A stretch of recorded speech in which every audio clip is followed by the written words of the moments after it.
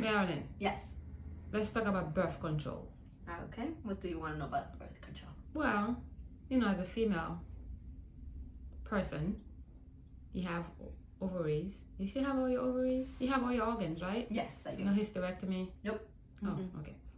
So I'm sure you had some type of experience with birth controls. Why don't you tell us, did you use any? Do you remember which one, which form, and your experience with that? I don't remember the name of it, but yes, I did use birth control pills. Why?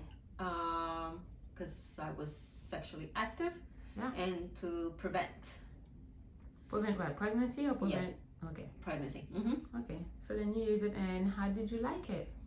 Well, there was no just taking a pill. I would forget days. There were days that I would forget, so I would have to double up on the birth control pill. But then I was like off and on. Were you in love with it? I mean, did it do the job and you didn't get pregnant? Unwanted pregnancy, or you weren't ready to have babies? I wasn't ready back then when I wasn't ready. So no, I didn't get pregnant. Any issues with the birth control? I used to get nauseous. That's one thing I used to. I used to feel nauseous when I did take them, and trying to be consistent was kind of hard with it. Yeah, sometimes you forget to take the pill. Yeah. Any side effects besides the nauseousness? Well, when I was taking them, that's what I felt. As years went by, I did notice that, like my right leg, I thought it was from the birth control pills, and it could be. I would get numbness in my right leg, and back then I don't get my period now, but back then I was regular. I would get my period every month, and before I would get my period, I would feel that numbness in my leg. Yeah. Okay, so now when you went to your gynecologist, right, and you said, hey, I really don't want to get pregnant now in this phase of my life, I'm not ready to take care of a baby, what are my options for birth controls? Did you get all the options out there, like all the different things you can do to prevent pregnancy? No, actually back then the only thing that they discussed with me was of the pills, because we didn't have other different options. So I was only told about birth control pills. Yeah, but in your era, not that you're old, 50 something, to make it seem like it was a long time ago, but at that time I'm sure they had the cervical cap to catch, like they have the diaphragm. I mean, these are old. Those are old, but they sponge. They didn't talk to me. My gynecologist never spoke to me about any of those. He only spoke about the birth control pills. That was it. Yeah. I'm sure, I don't know if they had the shots back then. They probably didn't have the IUDs. No, not because these things were like, to be honest with you, IUDs was invented back in the 1900s though, according to research. So it is not a new thing. Now we have the, Mirena is new. The new ones are new because the old ones was literally causing a lot of damage and death and, like side effects. But this is not a new concept. Okay, so you weren't like given the options. No, I wasn't. For you to choose and pick which will, with the side effects, and which will be the best for you. No, I wasn't. I wasn't given that option. It was just told, okay, you want to prevent pregnancy. This is what we have: the birth control pills. I remember him showing me it used to come in a package, so he had like an empty one. This is how it looked, and so forth. But I did have a friend of mine that did the shot. So the shot was available. Available. I didn't know about it until she told me about it, and I remember by that time I was already off birth control pills. But when she did the shot, she ended up gaining a lot of weight. Right. Because some of the symptoms you mentioned are very common. The nauseousness is weight gain. Oh my God. The hormone, the moodiness, the irritability. A lot of these things are common with hormonal birth control pills. Okay, so then tell us, what is your thoughts of birth control pills for your daughters? Because you have daughters. You have a lot of them. I have. You have 3. So what is knowing that, society kind of look at it differently. What are your thoughts of your daughters approaching you and say, Mom, or maybe you didn't have that thought with them, Mom, I really want to get pregnant right now, but I still want to enjoy myself, and there's no shame in enjoying yourself as long as you do it safely, and if you know, like you're not doing it, not protecting yourself, and you're implying all the measures not to get an STI or an infection. What are your thoughts of talking to young females or young ladies, young people out there, because they are getting birth control pills? They are literally going to get it. They are.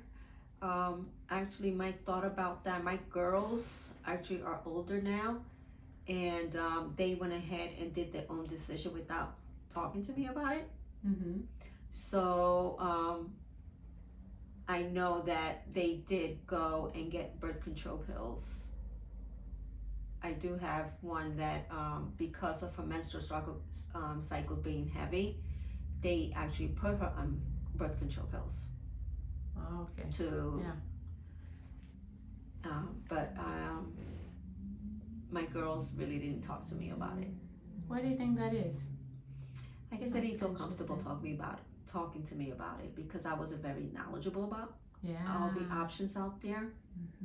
So they took upon themselves and did their own research and so forth. And I have to tell you, this is very common, right? Like young ladies, young adults are not comfortable talking to the parents about it. Nope, not at all. They prefer to go and speak to someone that's closer to them besides their parent, besides their mom. Some do, So my girls felt comfortable that way. They didn't want to come to me.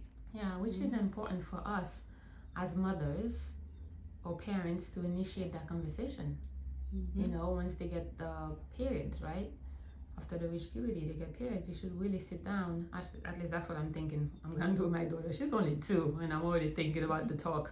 Sitting down and let them know about all the methods. Not that you're encouraging them to go and get it, but at the end of the day, they are sneaking around and getting it. So you might as well open up the conversation if that's what they choose to do, and educate yourself on the different ways of, because you don't have to be on the birth control pills to avoid pregnancy. That's a myth. There are so many things you can do that doesn't involve toxic synthetic hormones that's gonna really mess up your system and put you at risk for PCOS and like fibroids later on in life, to really prevent pregnancy. There's so many things, so many things, which I'll be discussing in our series. But I think it's a great conversation opener with your daughters, to start letting them know that I'm here. I'm comfortable talking about it. You don't have to talk to other people. Let's discuss all the opportunities, all the options out there, and let's educate ourselves in the whole process, right?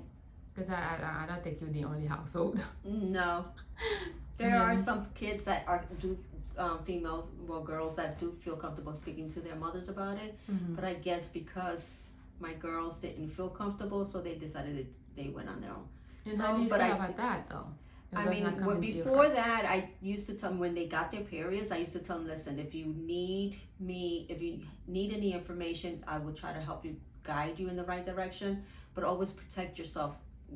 I did remember telling birth control pills are not one way to go, because of my own experience. So I did have a little conversation with them, but then they took it upon themselves as they were at the age that they, were having sex, so they made appointments to go to the gynecologist and discuss. Which is okay. I mean, it's okay because that's how much rather you protect yourself and prevent unwanted pregnancies.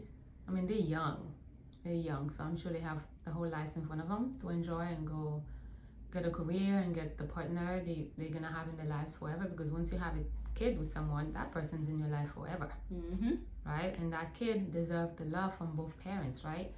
But since sex is not something many people are discussing, it's like, oh, it's a taboo word. Most people don't feel comfortable talking about it. They want to go elsewhere.